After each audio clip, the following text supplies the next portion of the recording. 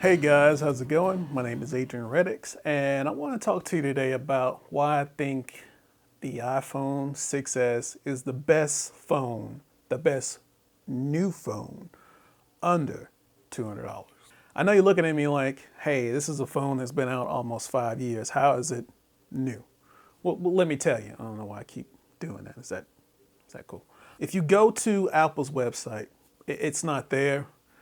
It's not in the store. If you go to AT&T or Verizon or Sprint or T-Mobile, which, Sprint and T-Mobile joining forces, you can see that if it is listed on the website, it's out of stock, or if it's on there, it's usually refurbished. So where can you get the iPhone 6s new? You'll have to go to some prepaid wireless providers, and they have them new. What I'm guessing is Apple makes a certain amount of iPhones of that model and stops. And then a bunch of people buy them, and some people may not sell them. The new model comes out, and eventually, even though iPhones hold their value, eventually the price is gonna come down enough where you and I can afford them. I came from an iPhone 5S because all the apps I use on my phone still ran until it didn't update until iOS 13. And it was a couple apps I used that needed iOS 13. Even though I love technology, upgrading from the 5S to the 10 didn't make much sense for the apps I used. There was no performance boost that I was going to get going from the 5S to the iPhone 10 or 10XR or 10X Max or 10, the 10S, the 10 series. It also has something that a lot of the new flagships don't have or got rid of, is that headphone jack. Still love it today. But some of the pros is, one, it does have that headphone jack. Two, it's under $200 for a brand new device. It's not refurbished. When you get it from this particular one is Net 10. It's not a sponsor, it's just who I use. Still takes excellent pictures. I have a video sample of, and it's kind of crooked. I didn't fix it, so just bear with me. We have video at 1080p, 30 frames per second.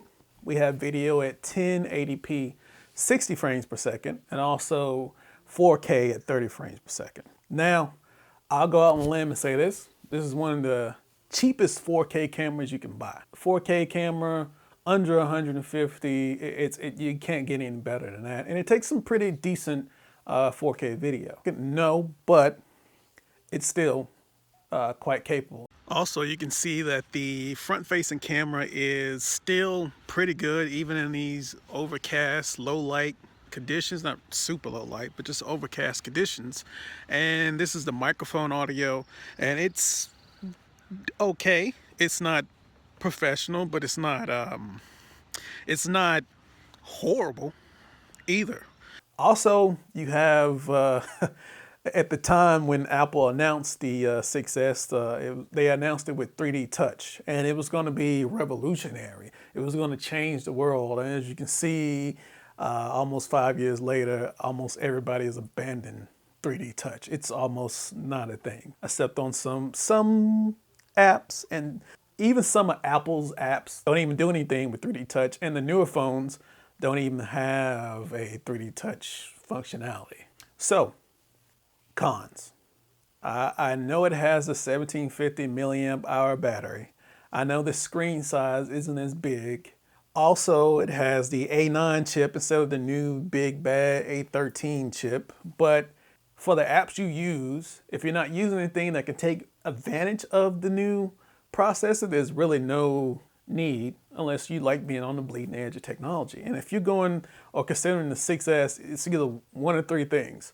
One, you came from the 5S or the 6. Two, you're coming from a basic phone or a phone that's a flagship from years ago. Or three, you're getting it from somebody who the latest and greatest isn't what they're going for. The 6S is still a decent phone. The upcoming near future is still going to be a great phone. According to 9to5mac.com, there's rumors that the new iOS 14 will run on legacy devices like the 6S and the iPhone SE.